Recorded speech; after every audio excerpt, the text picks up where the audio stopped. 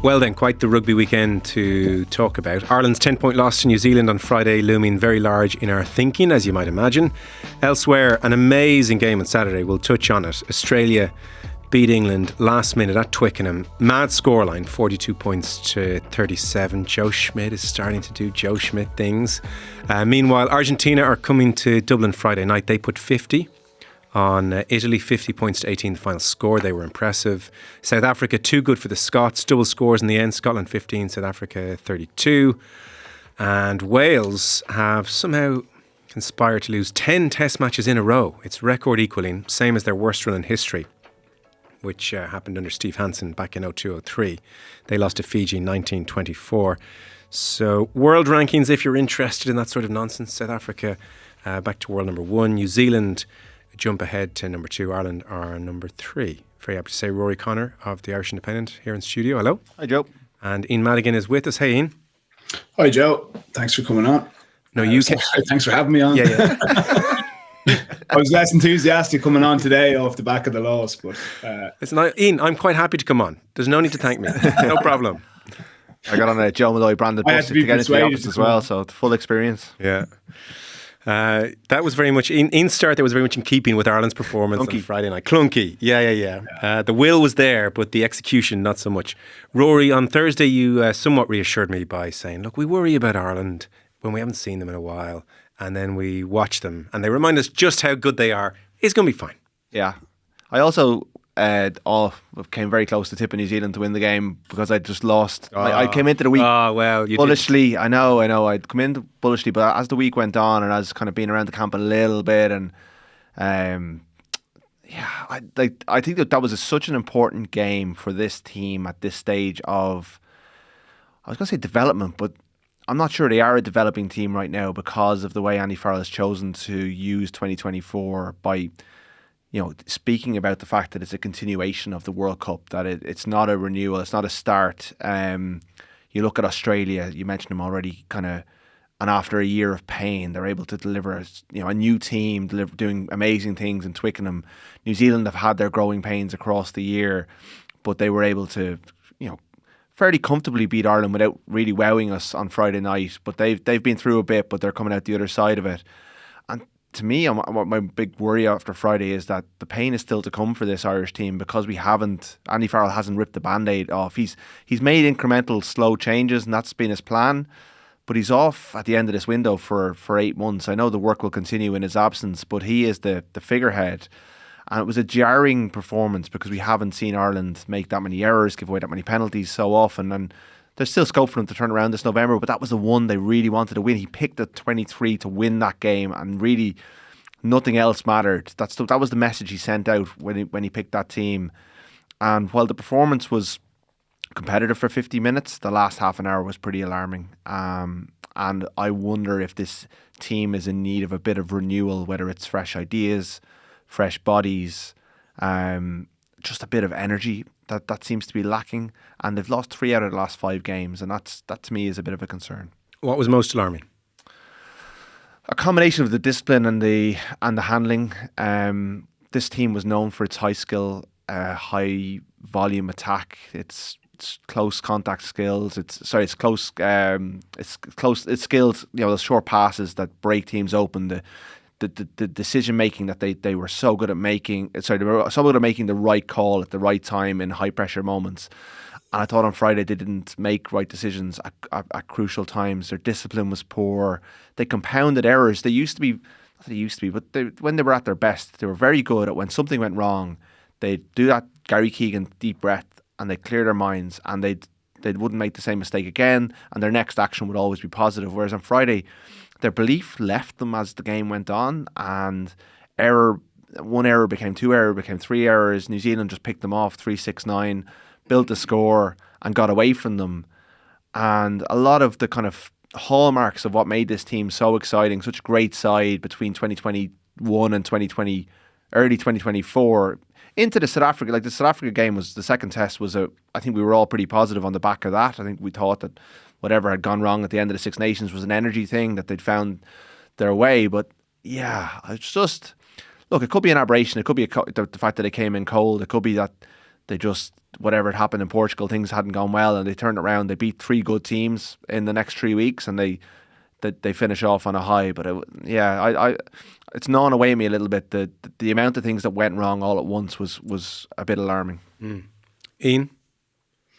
Yeah, similar to Rory, my confidence waned as the week went on. My bullish prediction of Ireland by 8 to 15 points, I very much have my tail between my legs today. But when obviously Furlong then it has to pull out, that was a big loss. And crucial scrum penalty went against us. And compounded by Tom O'Toole coming on, getting injured very quickly, and Bealham having to play effectively 80 minutes. And he did well in large parts, but he got tired towards the end, and a couple of crucial breakdown misses from him. You also you look at the last 20 minutes. Ireland gave there was 5 penalties given away in the final 20 minutes of the game, all of which Ireland gave away. So they'd kept giving New Zealand access. But the game itself, I think it's important to note, it's one game. It's never as bad as it might seem. And when you play really well, quite often it's never as good as it might seem.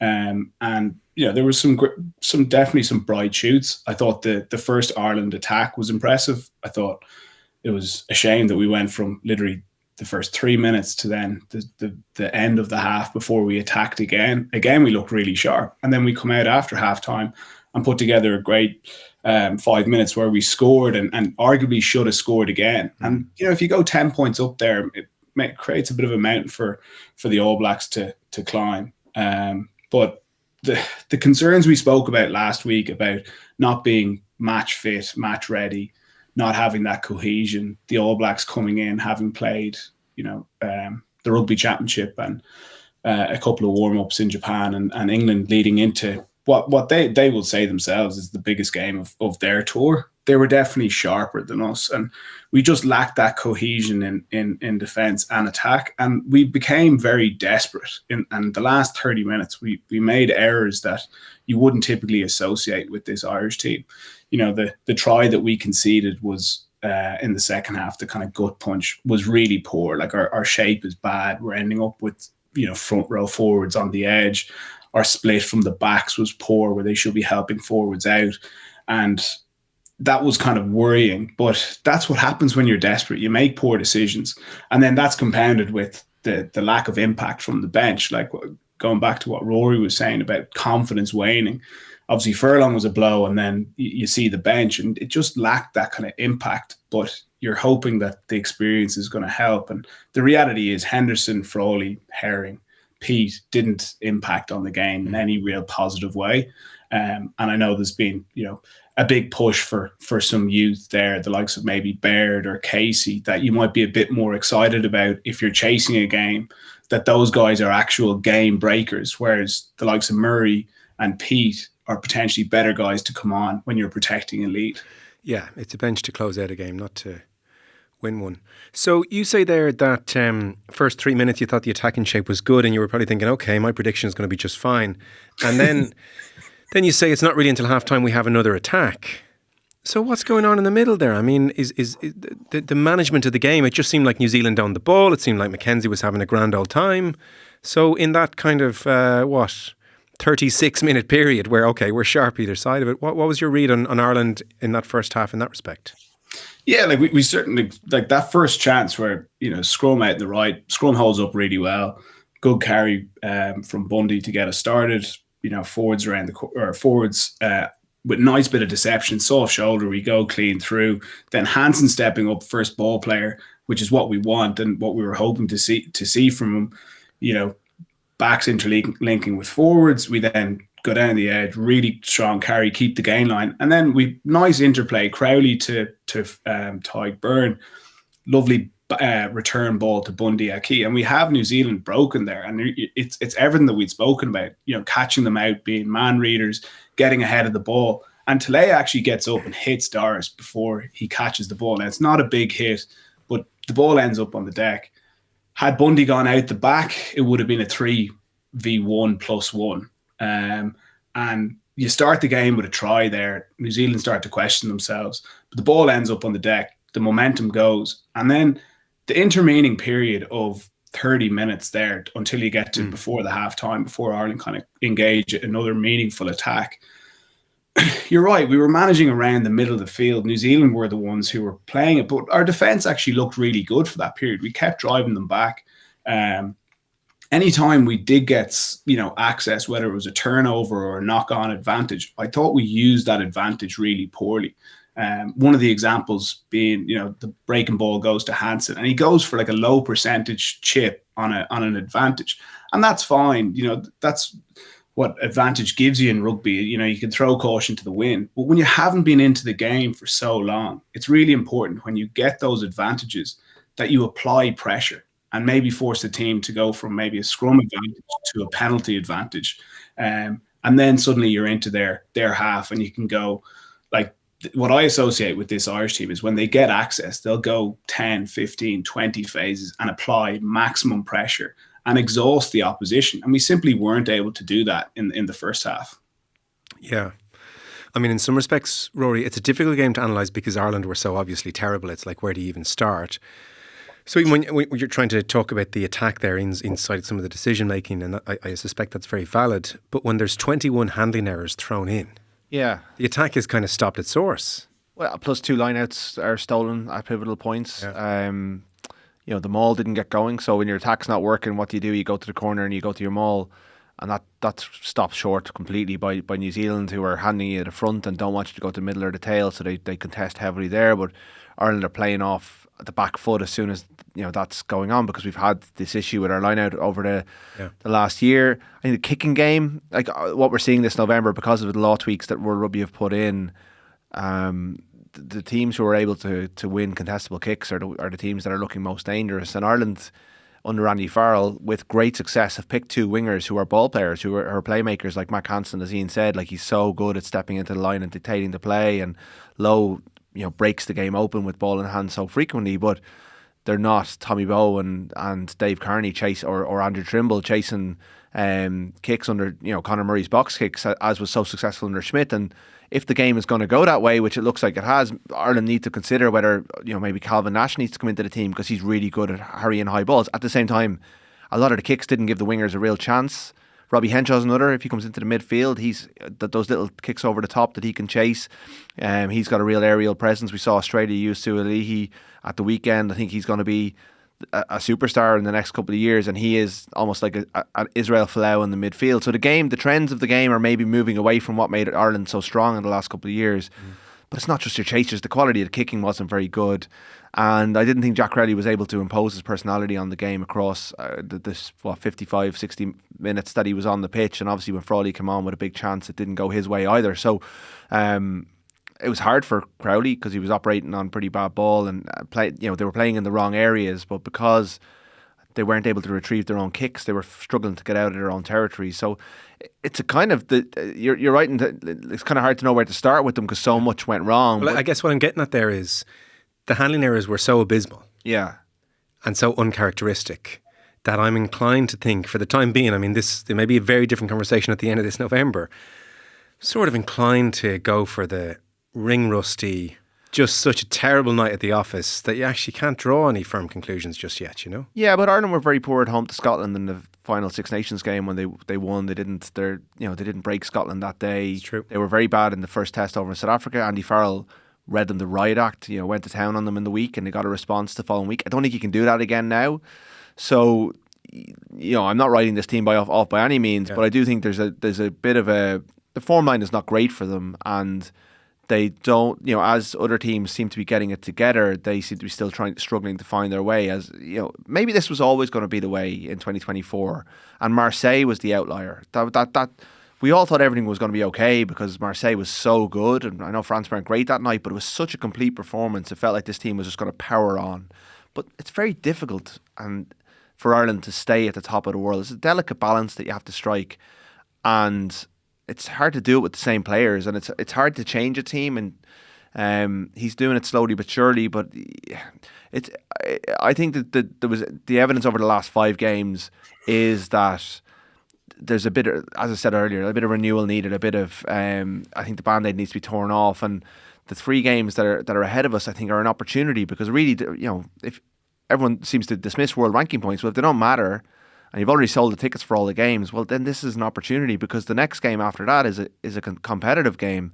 You want to retain your Six Nations crown, and what gives you the best chance to do that? Like, forget about 2027. What gives you the best chance to beat England in the opening game of the Six Nations in 2025? Yeah. I think this team just looks like it needs a bit of freshness across the ideas, personnel. Yeah. Not completely carte blanche, drop everyone. Yeah. Just a few different decisions over the next couple of weeks, I think, could make a real big difference. No, fair point. I mean, it's hard to argue with losing 3 of 5. New Zealand on Friday, obviously, Twickenham, just like the ambush was just kind of so perfect. And then losing 1 of 2 away in South Africa, there's no shame in that. So But they're all good teams. That's just the level of rugby at the moment. And to be fair to him, I mean, he's worked in Osborne into the setup, and he gave him his chance on the bench. He's he's trying to, guide through a new out half who's struggling at the moment. Frawley has been leapfrogged from Leinster. Like, I think, to be fair, there's a fair amount of evolution. Osborne was exceptional in the second test against South Africa. He's been very good in a different position for Leinster this season. Why is he on the bench?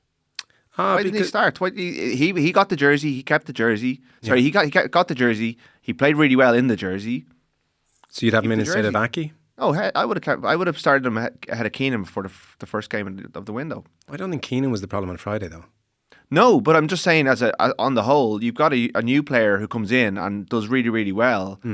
Craig Casey started the first test, played really, really well. He doesn't get into the team. Ryan Baird, I know, has had a stop-start to the season, but in South Africa, he was exceptional off the bench in both tests. Scored a brilliant try at the end of the first test, and he finds himself out of the team. Like, how are these players ever going to get the experience that he says they're missing if he doesn't ever give them the chance? And if a player does well in the jersey and is in good form, one of the form players at Leinster this season, Jamie Osborne, yes, he gets a spot on the bench, and it's a tough team to get into. But I think he earned the right to keep that shirt. Keenan vacated it. The guy who came in, I'm not saying this is around the edge of stuff. It's not the reason Ireland lost on Friday night. But I do think the selection, there's a first team there, and he keeps reverting back to the first team. But how is the first team ever going to change if players who even do well and do really, really well, like Keenan, and also Osborne was winning high balls, attacking high balls that were put up in the air. Those contestables that Ireland weren't winning on Saturday, he was winning them in South Africa. I just think if someone comes in and does well, you back them. Yeah, I think that's a really interesting point. Where was all this U2 last week? Well, I thought that Osborne may have been selected last week. Okay, but it's no scandal to have Hugo Keenan in your team. No, absolutely not. But I'll tell you what, look, you got to keep moving as the rules change, okay? And as teams develop, and we're seeing teams developing, their defense with that high press. So it's becoming really difficult to outrun teams on the open side, on the long side. So your short side attack is becoming really important. Your deception at the line is becoming really important. The biggest law change that has come about over the last few weeks is the escorting. And it's had a massive change on the game. Like, you've gone from being able to put up a 4-man wall to prevent someone having any access to the catcher to now not only not being able to escort, but you have to move out of the way. Okay, you're not even able to hold your ground to potentially get the scraps if the oncoming player was to bat the ball back. So it's nearly favouring the team that's making the kick, because you can get up and smack it back, and the team that's receiving the kick can't even have bodies in that area because you might end up getting in someone's way. Yeah. So with that in mind, like Rory's saying, well, get your best players on the pitch to do what the game needs. And maybe it's actually putting Keenan on the right wing. He's brilliant in the air, both receiving and chasing. He gets up really well, really long with that one hand where he can slap the ball back. And then you go with Osborne at fullback, and that's adapting to the rules. The rule change. So the rule's about 10 days old. Matt Hansen going in. It's had a dramatic change. I appreciate that, but this is their first game. But just to say, this is their first game of the Autumn Nations series. Matt Hansen is a big loss when he's been out. You talk about him going in as first receiver and the wrinkles that he adds to the game. I mean, to suddenly drop him in the hope that these new rule changes have this mammoth effect ahead of your first game of the Autumn Nations series, I think that's an unreasonable ask of a coach. It might seem that way, but the reality is when rule changes come in at the breakdown, it can put a 7 out of a job. No, I get that. It may happen in the future. I'm just saying, to be fair to Farrell on Friday night, I don't think anyone looked at Keenan and Hansen. I'm actually and not being critical of him, but Okay. I'm saying you've got to move quickly when these laws change. Okay, so you're both talking. You're both talking about the games coming that may happen now. Okay, and also we're being hypercritical of a team that won 19 home games in a row, but they've set an expectation that they were always the first to adapt. They were the best team initially at the 50-22. They got that. They've been brilliant adapting to the high tackle law. They just don't get yellow cards for high tackles. When New Zealand got another one on Friday. So we expect, because they've done it before, we expect them to adapt and see these around these corners. And Farrell has seen some great Ireland selections ahead of Leinster repeatedly over the years. But he has now set an expectation for himself. He referenced it in his post-match exchanges, that he is the all-seeing eye, that he will see around these corners. And I just thought there's other teams have adapted more quickly to these laws. Now, New Zealand, Australia, South Africa, Argentina are in flow. They are at a point in their season where they are just playing games and feeling good about life because they've been going for a long time. And Ireland there's absolutely a point about that it is the first game and it's going to take them a while and this law change came in very, very late in the day for them to see it. But just like Nash, like you say it would be unfair on Hansen. Well, again, Nash was the man in possession and Nash had a great season. He's a really good aerial player. I didn't actually say unfair on Hansen. If we were to drop him for Keenan, I think, and no, I'm talking about Friday just gone. If we're being critical of the coach, I think I think Hansen, Keenan, Lowe on Friday going into last week's game absolutely made sense to me. I'm not saying it. I don't think it's unfair actually if anyone is dropped next week. Yeah, I thought Nash might have been the percentage call because Hansen hasn't had a huge amount of rugby and he's only just back. And Nash again didn't let Ireland down during that time, and he's really good at chasing box kicks. And he wins. Even though he's not a big man, he wins. He's like Keith Earls. He's really competitive in the air, combative. I think he's a really good fit for these new laws, and I think he's got a big future ahead of him. But look, I wasn't. You're right. I wasn't saying this last week when Hansen was picked. I went, yeah, Mac Hansen's a good player, and Andy Farrell's a good selector. Yeah. He's earned a lot of trust. But now that when you see what the team was like on Friday, now there's a lot more that we have to kind of. No, it's well now. Look, sorry. Now with that, we'll get into next week in a moment. Now, geez, everything's up for discussion. And to be fair, Ian, you'd even mentioned last week that Hansen is not in good form, and there's you saw that as a debatable one with Nash and Hansen. So to be fair, you did flag it. But back to this original point which Rory raised: evolution versus revolution.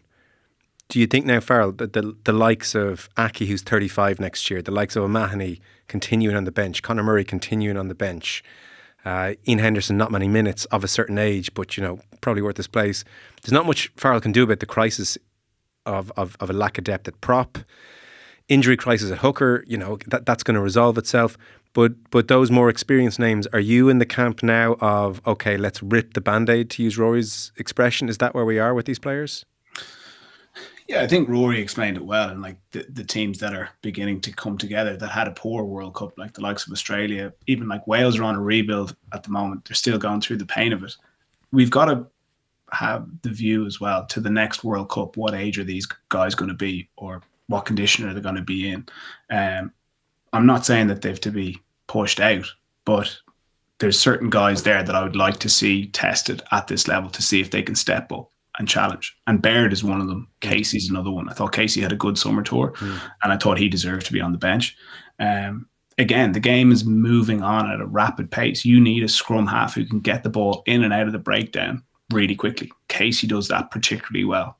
Yeah. If the box kick is back, is Conor Murray not? I mean, no, there is. There's counter to everything. Oh, it is absolutely. But it's also a 2'9" is back as well, because you can't have anyone blocking you. Like this law change is huge, and we're going to see kick quality come under an absolute microscope now, because when you restart after conceding a try or a penalty, the expectation on the out half will be to make that kick contestable, so you can get up and win it back. Same when 9 or 10 is kicking off open phase. The pressure on that kick now to make it contestable will be maximal. And it's absolutely crucial that it is contestable. Cross burn could come into fashion very quickly.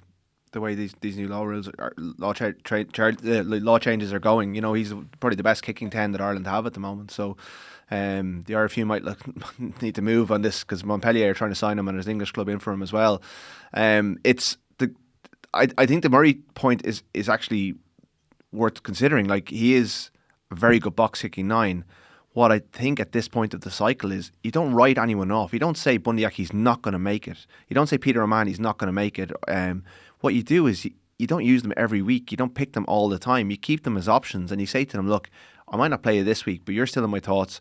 You know, South Africa got to the last World Cup with Dwayne Vermeulen. He didn't play a lot during the cycle.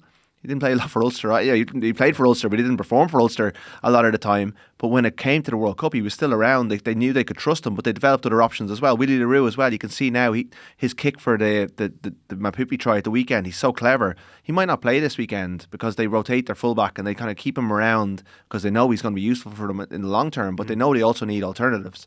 So to be fair to Farrell, he may well do that. He's only had one game of this series. Yeah, no, that's fair, and he went all in. The problem was he picked those players to win this game, and they came way short, and he didn't get any impact from them.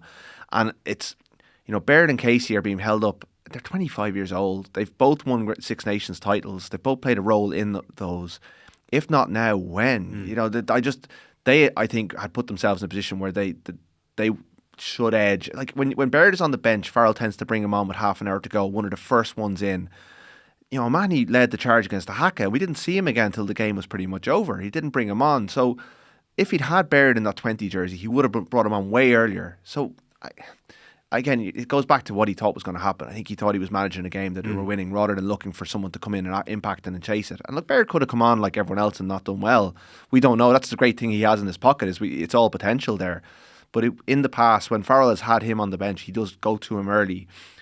We saw during the Six Nations, he was bringing his replacements on early, almost bomb squad style. I like that. I like that energy that it gives you, and we didn't see that at all on Friday. We saw a negative impact off them. Yeah, no, they're very fair points. So a last one in this scene, and we'll get more into the particulars of the game. Baird for you, no brainer on the bench. Casey, you'd have on the bench.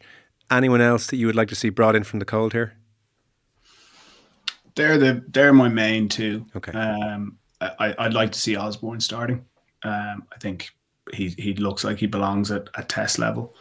And where would you start him? I like having him at fullback and Hugo on the wing. That's a personal one. Okay. I also would be happy to see him start at 12, but like Bundy is crucial for this Irish team in getting us over the gain line in the midfield.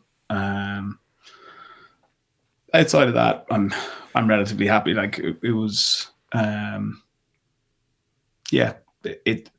Byrne is probably struggling for a bit of form at the moment. You know, it's been tough for him captaining that Munster side. It's probably weighing on him a bit. He's unbelievably good on the ground.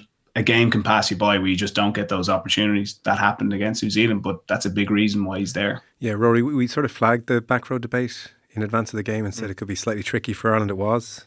Yeah, they didn't get the better of their opposite numbers. Doris tried manfully. I thought he struggled a little bit with the ref comms, which, you know, again, it went against him, even though I thought he had legitimate concerns when he was flagging them. But the whole back five, the second row probably went toe to toe, and I thought James Ryan had some great moments, especially in that first kind of couple of phases. He hit a couple of rucks and a couple of carries that were lethal. I picked the team in today's. We did a kind of jury today. I would take Ty Byrne out of it. Again, just he looks like a player who needs a bit of. Whereas Crowley, I put the arm around them and I'd say go again. I think he needs confidence to be built. I think Byrne just needs a bit of a break. It looks like he's played a lot of rugby. I get Baird straight into the team and I get Izuchukwu. And I put Nick Timoney on that bench. I think he gives you great energy. He's a player Ireland haven't really turned to over the years. Look, we're not watching training, but like Ian's played with him. Like if the team looks low on energy, well, he's a player I think will come in and put in big numbers and make big contributions. So, and also gives you the option of taking Van der Fleer out of it if it's not going his way as well. It's more like for like. So, but Byrne will have a big part to play for Ireland in the next year. I just think right now he just needs a bit of a break. Okay. Number 10 watching. Yeah, I'd echo what Rory said there. I'd leave Crowley in there to start. I look, Crowley didn't have a poor game. You know, he did plenty, kicked the ball reasonably well. He just had very few opportunities, and that can happen sometimes at out half. And Gibson Park is a key part of the Irish attack. A huge amount goes through him, a huge amount goes through Bundy, and as a result, as an out half, you can be kind of, you know, sitting on your hands waiting for your opportunities, and that did happen with Crowley. You know, he ran the first attack that we spoke about just after 3 minutes. He then imposed himself just before half time and after half time. But the game kind of just got away from him. He'd one knock on, but like it was actually a pretty poor pass from his part. That's really interesting to get your insight in the game got away from him. Because what I'm hearing be said about Crowley, and you've been there, so you know what's possible and not possible to do, is, he didn't impose himself in the game. He was anonymous. He didn't get involved. Where's the force of personality? Give me the ball. He lacks confidence, and therefore he kind of avoided taking control of the game. This is what is being levelled at him. Yeah, I wouldn't agree with that. Okay. There's a lot of stuff out of his control that can go against you, that can make you look that way, okay, and make it look like you're not imposing yourself on the game. If other players around you are making mistakes or giving away penalties, you're not going to get opportunities. I think, look, for him, he's just got to go back to doing the basics really well. If he can do that in this Irish team, that's what they need from him, and be able to run the Irish attack multi-phase. But look, I think he'll start again this week. Crowley had a big opportunity off the bench. He didn't take it, and definitely too soon for Prendergast this week. I think we'll probably see him against Fiji. But yeah, look, chance for Crowley to get another opportunity, and I don't think his confidence will be low off the back of that game. I think if he analyses his individual inputs into the game, he'll be reasonably happy. But at the same time, the excuses coming out of camp, we didn't get our game on the pitch, or the game didn't fall his way. As an out half, you've got to get your teeth into it, and you've got to sometimes force it to fall your way. Get your hands on the ball, be a bit more imposing, and the more opportunities he gets, the better he will get at that. Okay. And Rory, you said Kieran Crowley, he picked a bad night to have the worst game I've ever seen him have. Because I really think he had. I accept everything Ian said, and I have to say I was surprised when Farrell did pull Crowley off when he did. The drop ball came at a bad time. The camera flashed to Farrell, who was obviously furious at it, and then he was taken off pretty soon afterwards. So that's not a good moment for him, and it does. He played 80 minutes of every game until the second test when Crowley came in and won the game. Crowley started the season so well for Leinster. It really felt like if it had gone well for him, they might change it this week. If he'd come on and beaten the All Blacks the way he beat South Africa, and if he'd run things really well. When he was given that much time on the pitch, that spoke of, this is your chance now. Yeah. And I think Farrell wants more from Crowley. I think he needs to be more of the scene, to kind of stand up to Gibson Park a bit more and run things his way a little bit more. I think he didn't. I think he needs to. We need to see more of his personality in the team a little bit. I don't expect him to be Johnny Sexton. That would be unfair. But yeah, I fell for Kieran Crowley. Nothing went right for him. Even this is a guy who played fullback against Ireland. Played fullback for Ireland earlier this season, and he's dropping high balls that weren't really. I'm sure there were tough kicks to field, but it's the kind of thing he's got to be taken in his stride if he wants to be at that level. And it was so bad for him. Again, I think Farrell probably will send him back out there, but they like Prendergast. I wonder how long they're going to wait before they put him on the bench. Yeah, interesting. Just one last one on the tens, and then I want to talk about celebrations, weirdly. But Matt Williams in the TV on Friday felt Ireland should have kicked the ball a lot more. Conditions weren't conducive to doing what they're trying to do. So he felt it was tactically bereft on that front. And wasn't just saying, that's all on Crowley. I mean, that's on management, that's on the leaders around Crowley. He thought it was crazy. He felt both teams overplayed, actually, but Ireland, it really cost them. Is that a fair critique? Farrell accepted that in the post-match. He thought they played in the wrong areas. Right. I think when they kicked, the problem was when they did kick, they didn't kick particularly well, and there was a couple that just that Keenan chased and they just sailed slightly over his fingertips. Like the margins were small enough, but they just couldn't get territory. They couldn't get a foothold in the game. They really were kept at arm's length by a New Zealand team who were playing within themselves. So it was. It wasn't. Yeah, it didn't strike me as the most tactically smart performance, but they seem to just be struggling to get ins at all times. Yeah. Whether if they kicked, they were. I say if they were thinking if we kick this away, we might not get it back for a long time, and that's a pretty tough place to be. Ian, a word from Tony Ward today in the paper. It began with Andrew Porter early on, but some, like Joe McCarthy, Bundyaki, James Lowe, others too, had their showboating moments along the way. And be clear here, showboating is what it is. and what it was. By deeds and actions alone is what he wants to see from the players. Call me old school, but it's an arrogant development to our game, and histrionics we could do without. Discuss. Yeah, I wouldn't agree with Tony on that one. I like a lot of what Tony says, but I wouldn't agree with him on this one. You know, you're using words like arrogant and showboating. I think it's particularly strong. I would be more in the camp that it's actually galvanizing. You know, you referenced Porter's reaction off the back of the first turnover. Like the signal that's given to his teammates and the supporters in the crowd. Geez, Andrew's fired up for this. I need to be on this myself. The atmosphere wasn't good in the stadium throughout the night. And then I know there was, you know, James Lowe's phenomenal 50-22. Again, like if I'm on the pitch there and I see James celebrating that way, I'm going, he still believes that we're going to win here. Do I believe that we're still going to win? Absolutely. Let's get down now, win this line out, score again, win this match. You know, you get a bit of a bump out of the home crowd, and look, it didn't work out, and you can easily go back and say, oh, look, silly, you know, we ended up losing by 10 points, but he's in the moment there. I thought Lowy had a great game. He led from the front for that Irish team throughout. He was pumped up. He executes a phenomenal kick, and he's looking to G up his own team and supporters. And it is a fine line. Like, there's certain stuff I don't like. I don't like shouting in the opposition faces. I certainly don't like that. But if you're celebrating a big win, or you're going in and giving a big pat in the back to your teammate who's put his body on the line to get a turnover, I don't see an issue in it. And I think it adds to the spectacle of the game.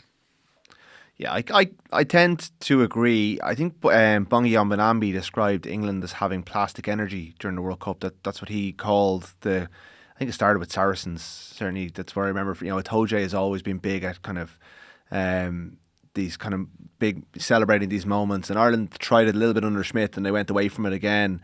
Like, it can look silly. Ben Earl in the Aviva, when England were getting hosed before the World Cup and celebrating a scrum penalty or a breakdown penalty, and everyone just looking at him going, look at the scoreboard, pal. Like, that does, you know, if Lowe's kick is followed up by a try that gets Ireland back in the game, no one's really talking about it, but you do end up with egg in your face a little bit when you're celebrating. And, like, I think it shows players' personality. When you show your personality, you leave yourself open, and that's a fact of it. I prefer to see players being themselves on the pitch and looking like they're enjoying themselves. And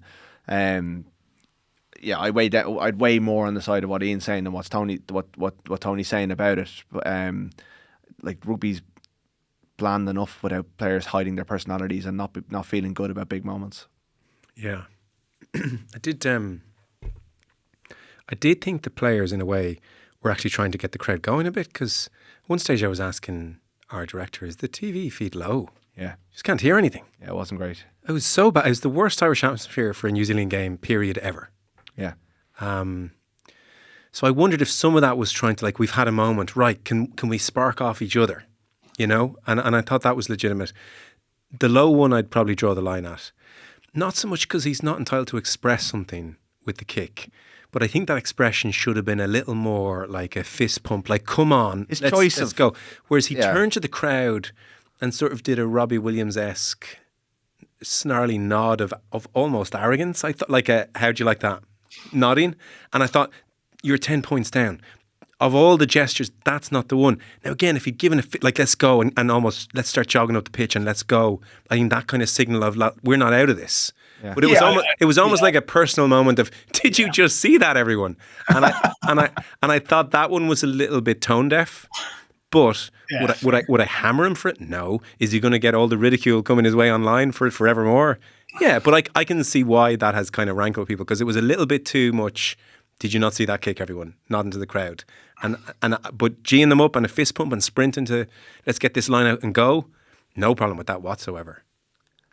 I once played an under-18s game for Newbridge Rugby Club against Barnhull and had a successful kick to touch as a number 5 and celebrated with a full-on Klinsmann dive. So I can't really talk on this one. But we're only a couple of years out of Joe Schmidt, and, like, the postman doesn't celebrate or delivering letters. And I think, you know, that culture is still there. I think, yeah, Lowe's choice of celebration rubbed people up the wrong way. Yeah, I think maybe a fist bump and a bit of kind of Let's go to the crowd might have been more appropriate. But that's what he chose to do in that moment. I wouldn't kill him for it. Like, I'm not killing him. I'm just trying to explain why people would. My have fear will be that will be in his head the next time he's out there. Like, you know, that you know, he's trying. The whole Andy Farrell thing is be yourselves.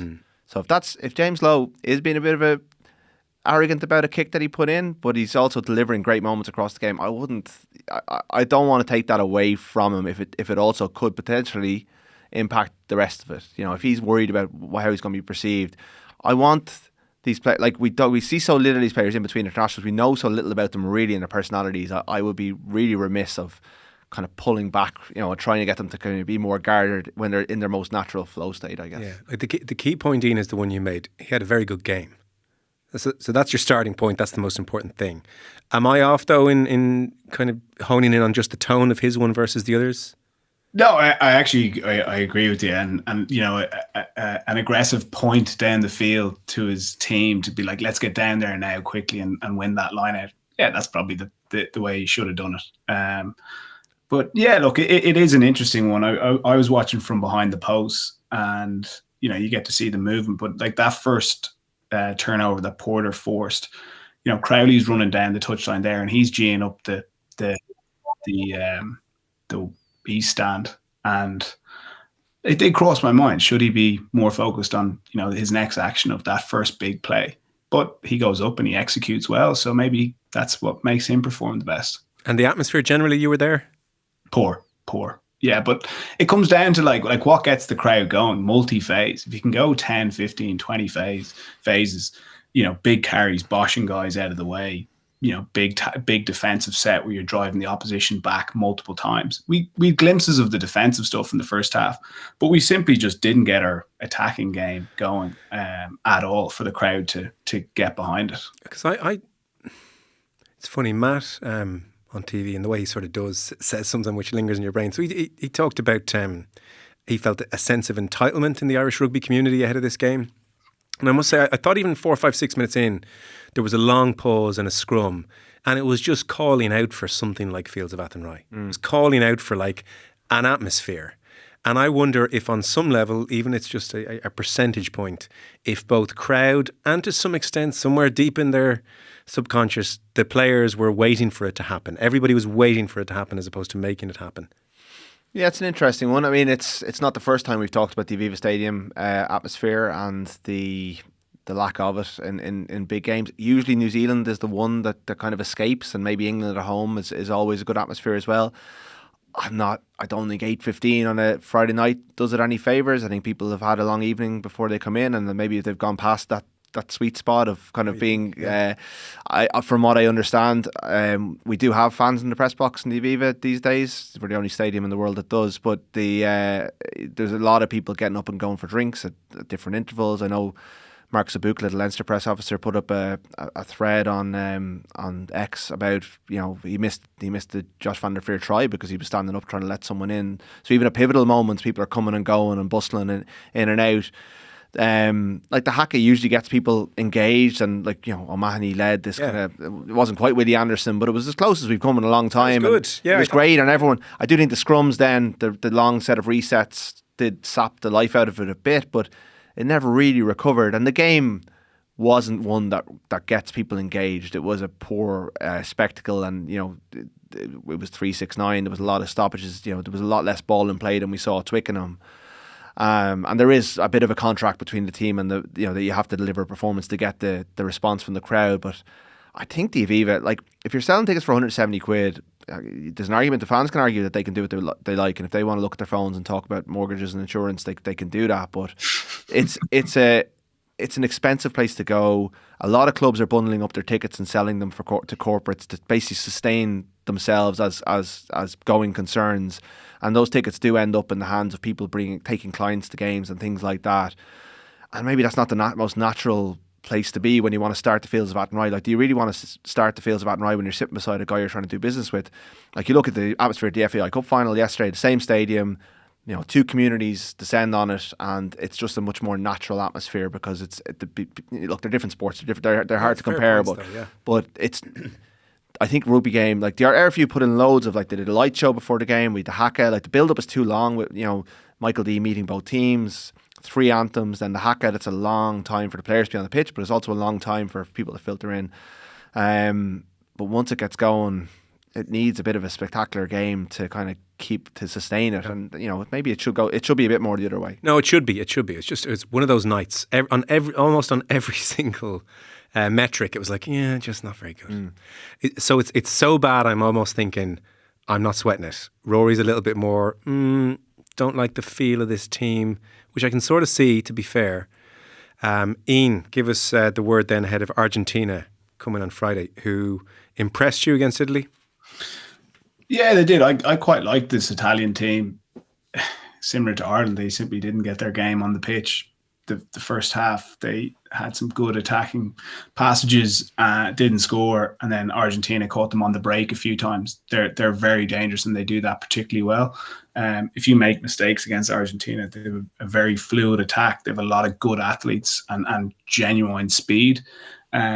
So Ireland are going to have to be on their game. You know, they've did some big scalps in the Rugby Championship. You know, beat New Zealand in New Zealand, which was a huge win for them. And then they beat South Africa, which, you know, no mean feat. And you know, had they not had a disappointing loss to Australia earlier in the competition, they could have competed to really win it. And it still did go down to the last game against South Africa. Now, South Africa certainly turned it on in that final match of the Rugby Championship. But this is a team that is very cohesive. They're very tight. There's been good consistency from the World Cup. You know, they did make the semi-final, albeit they got blown away by New Zealand, but there's a lot of quality young players coming through.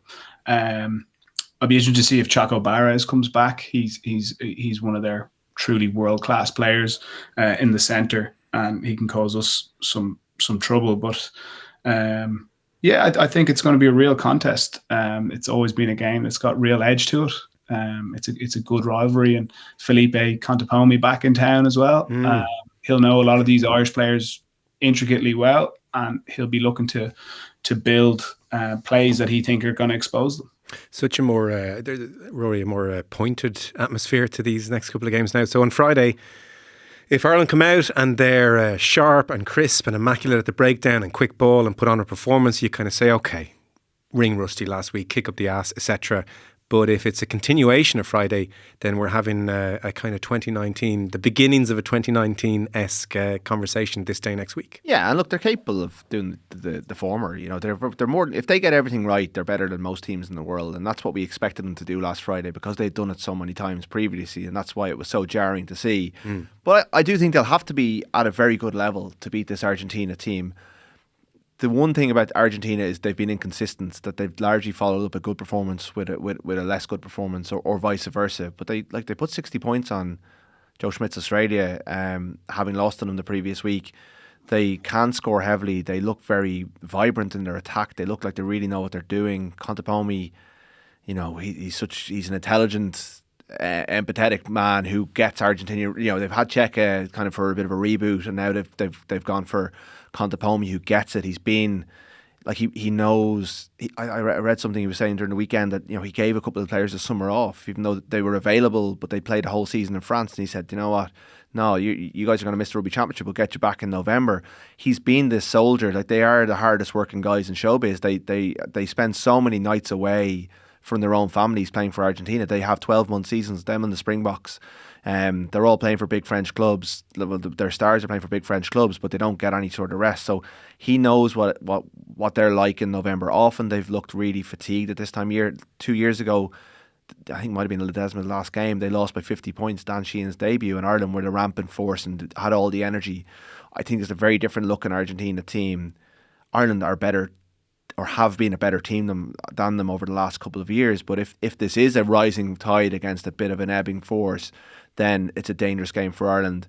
And the scope for change, which we're all expecting them to make changes at some stage, is lessened by the fact that Fiji went and beat Wales yesterday. Looked like a really physical, aggressive, confident team. And then you've got Australia, who are back as well on the last day. So, you know, Farrell's gone at the end of this window, so he needs to kind of find something in terms of, like, you know, being able to leave kind of a growing, changing team he also wants Bundy Aki to be fit for the Lions. There's players that he in the older category who he also wants to be able to bring to Australia. It's just, if it wasn't for the Lions thing, I'd be less alarmed or worried about this. But the Lions thing just changes the dynamic. We've never had it in Ireland before, and we don't know what it's going to be like when he's gone, because he's such a pivotal figure. Even someone made the point to me earlier on today that at half time when the camera went to it, it was him who was addressing the whole group. They weren't in their pods. That it was him holding court. He's gone for the next 8 months, which just gives an extra dynamic to it. So he's got 3 more weeks with these players. What does he want to get out of it? How does he get a response? What buttons does he push? Because he went nuclear in South Africa. Well, maybe not nuclear, but he went close to it. So it's really one of the most interesting weeks of his tenure since 2021. Yeah, sold. We'll talk more Ireland later in the week. Fellas, just before we go, England, Australia, and you mentioned Wales, by the way, Rory against Fiji. Just if you think we're in a bad spot, so they're 10 defeats in a row, which is kind of unthinkable. And then it turns out afterwards, much of the post-match is Warren Gatland himself trying to make sense of how they put on the wrong player as a substitute as well. So Mason Grady was injured. Sam Costello, all week it was said that Ellis Bevan would come on because they have a 6-2 and Rob Howley had gone through the situation with the press. So Ellis Bevan's definitely going to be one to come on, and player goes down injured. Costello comes on instead. Warren Gatland afterwards, yes, Ellis was supposed to come on. We need to get to the bottom of that. They can't even make a substitution is where they are. So just before we're like, it could be worse, hauling ourselves over the coals, they're 0 for 10 and couldn't put on the right player. England, Australia. So in the 78th minute, Maro Itoje scored a try in this extraordinary game, and people thought England have won. However, this Australian side came back, and 35 defenders beaten, 13 offloads, a new bolter from Rugby League and Joseph Akuso Swali. Are we getting like the Leinster Joe Schmidt here instead of the Irish Joe Schmidt's Ireland? We're kind of getting the fun version. Well, I think Joe will always adapt to what he's got at his disposal. Yeah. And when he inherited the Ireland job, Brian O'Driscoll was coming to the end, and he was pragmatic, and he had less time with them. With a Southern Hemisphere team, you get a lot more time across a year because this Super Rugby finishes, and you have those players for pretty much the whole rest of the year, and you could see the skill set that he's working with, the athletic profile of some of the players, their ability to win collisions, their handling. Like, they weren't doing this at the start of his reign, so there's confidence building as well. And Sualihi looks like a special talent. I did speak to someone who was in and around the Aussie camp last week, and they were excited about his debut. What a way to play your first game of senior rugby. It wasn't Joe Schmidt you spoke to, was it? No, Joe. I haven't been on to him. No, I'm looking forward to seeing him in a couple of weeks now. But it was really impressive, and it's damaging for England again. Bad weekend for the old Northern Hemisphere. England have lost 6 of 8 now. Yeah. And they're already the RFU are moved to come out and kind of give Steve Borthwick the vote of confidence, which is never a good place to be. The Felix Jones thing continues to hang over them. Aled Walters is doing media with Ireland today, so he might shed more light on why he's made that move across. But they're able to stay and be in the fight against these really good teams right until the death. It's just that they're losing those big moments. But I think Australia are the story coming out of it. I think they were, the world needs, especially in this 3-year period where we have a Lions tour next summer and a World Cup there in 2027, like Australia are very important to the whole scene, and it's a far more exciting Lions tour after the weekend than it was before. Well, isn't it just? I mean, the prospect of God, will they win 2-1 or win 3-0 for the Lions is not what we wanted, Ian. So Schmidt doing his thing. Yeah, it's certainly a good news story. Not only England getting beaten, but Australia winning from the weekend, and with the Lions tour coming up and them hosting the World Cup. That's what we want to see. We want Australians to be strong, same way we want Wales to be able to turn this around. But yeah, I don't think Australia have the depth of the top side. Certainly not South Africa, New Zealand. But there's some real quality coming through. Going through their team here. Big fan of Angus Bell. He's one of the best loose heads.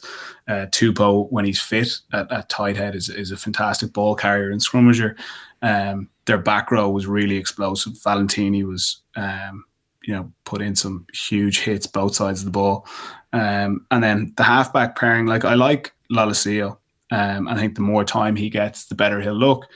Tate McDermott would be the starter for me. He's similar to kind of how Gibson Park and Casey would play. He's very quick around the breakdown, gets the ball in and out. And then the centre partnerships of Ikitau and Sualihi was box office. You know, Joe's got his man there. I think I'd be very confident that he poured everything into getting Suoli from league. It's a huge story in Australia, like massive. And rugby league is the number one show in town there, no doubt about it. And he came under a lot of criticism for leaving. You know, people saying, well, he's going to be doing half the amount of work for, you know, twice the money because the ball's in play in rugby league for considerably more.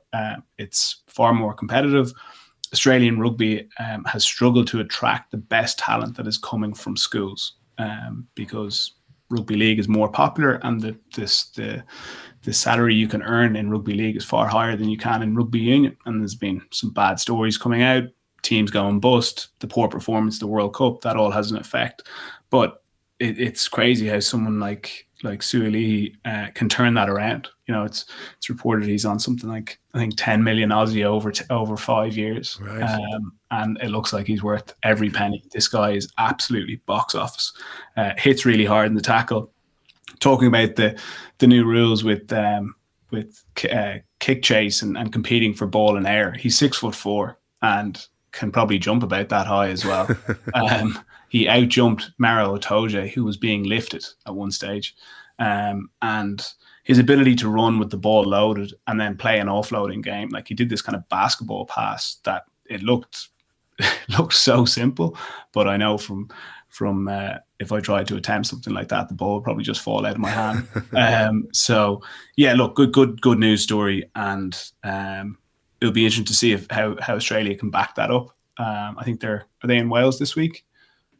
Oh, yeah. I haven't seen actually where they are. Yeah. Yeah. And then look, disappointing for England. Like they haven't played poorly, like, but they should have beaten New Zealand last week, and then they should have put Australia to the sword when Australia are still low on confidence from the Rugby Championship, finding their feet, and they just allowed them back into the game, and then their confidence got up. They got the key guys on the ball, and England weren't able to find the answers. Will they have enough to bounce back and beat South Africa? They need to beat South Africa. This England team needs a win. My concerns there are when South Africa looked like they were creaking a small bit against Scotland, they just revert back to their scrum. Every time there was a knock on for either team, it was a penalty, and then suddenly you're 50 metres down the pitch, and they just really got the squeeze on Scotland. And while England's front row starting with Genge and the tight head slipped my name, but my concern is the guys coming off the bench. Cole's best years are past him now, and then the Harlequin's loose head. He looked he looks good but very raw. Mm-hmm. And the concern there is that the bomb squad come on last 20 minutes, and while England might be leading going into it, they probably won't be able to hold out. Yeah. Do you think Borthwick is under pressure? Definitely. Yeah. Oh, yeah. They'd bin him. I think. Sorry, what was the last part you said? They would bin him. They wouldn't be afraid to get rid of him next year. Well, I think it's early enough in the World Cup cycle. That's what I would have thought. Yeah. So if you're going to do it, like the Irish win in Twickenham certainly bought him time. Yeah. Oh, sorry. You're taking early in the World Cup cycle as that goes against them. They're not going to say, well, let's just hang on and give him time to get it right. You think they'll say, well, it gives the new man in charge time. Exactly. Okay. Yeah. Like you still have a few Six Nations, a few summer tours to get in and bed in. The Felix Jones one is a really interesting one. Like I don't know what's happened. I haven't spoken to Felix on it, but they seem to have massive turnover with their staff. Yeah. Same with when Eddie Jones was there. And I know Danny Kerr's come out and been very vocal about it, but it looks like that kind of discontent has continued. The reality for me, Joe, the large parts of that England team are past their best. Like even Jamie George, he's a brilliant hooker, but like his best years are past him. Maro Itoje, he's a very good second row, but again, he's past his very best, which is still a really high bar what he's playing at now. They haven't found a scrum half to replace Danny Kerr, and even in the centre, like the likes of Slade, he's also past his best. So there's a few guys there that a new coach could come in, fresh pair of eyes, and push younger talent through.